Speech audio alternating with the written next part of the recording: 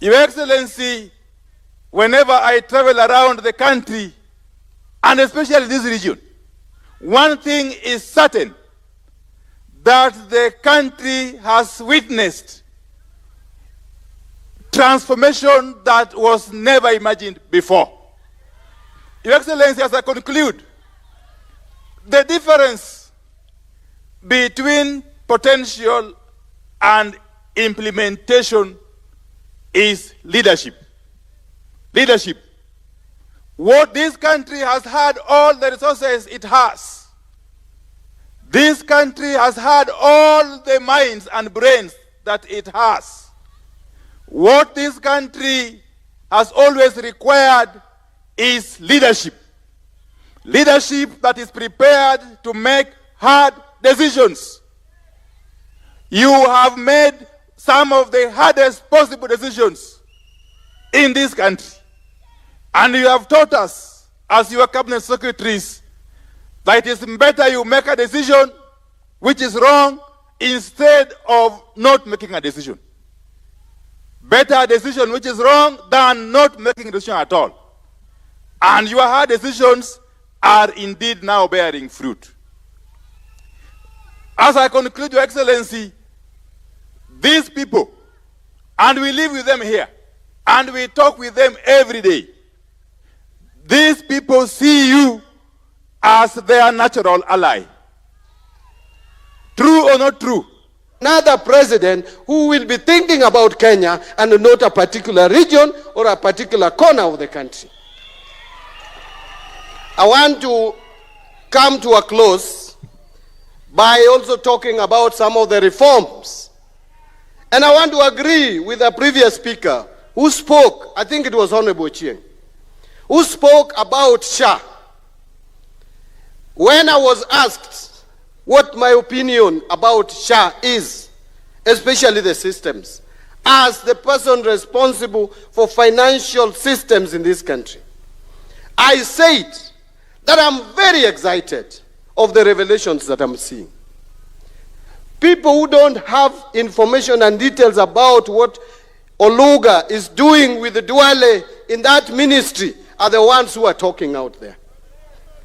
Just by us doing an assessment in 6 counties, Your Excellency, out of 47, there are revelations that for years, hostels in this country, some hostels in this country have been taking money from Kenyans, and yet Kenyans are languishing and suffering without treatment.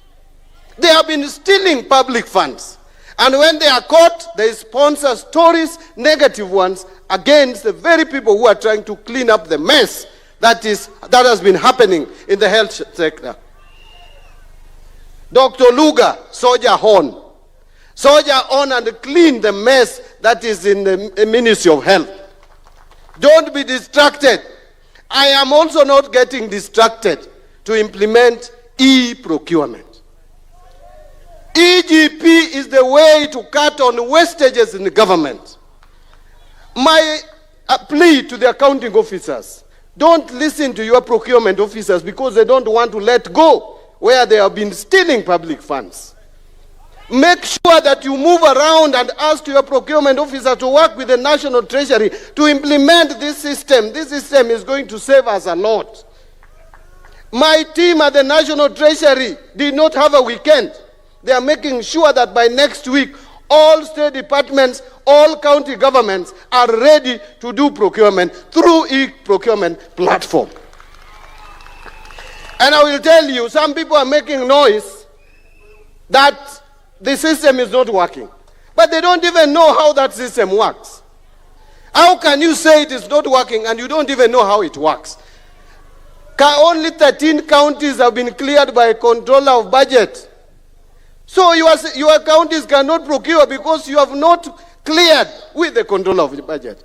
The ones that have cleared with controller of budget, by next week you should be ready to start procurement. So let us embrace this system. We are not bringing a system that is going to inconvenience you. Any new system must have challenges, but we walk as we move ahead. And I see some people reporting, Sijui, well, how did they put it? Mbadi's 5 billion mess. That system is only worth $2.9 million, which is about 370 million Kenya shillings. And it was procured in 2022 April when I was still a member of parliament. I did not procure that system. If you thought it was procured yesterday, you are behind the news.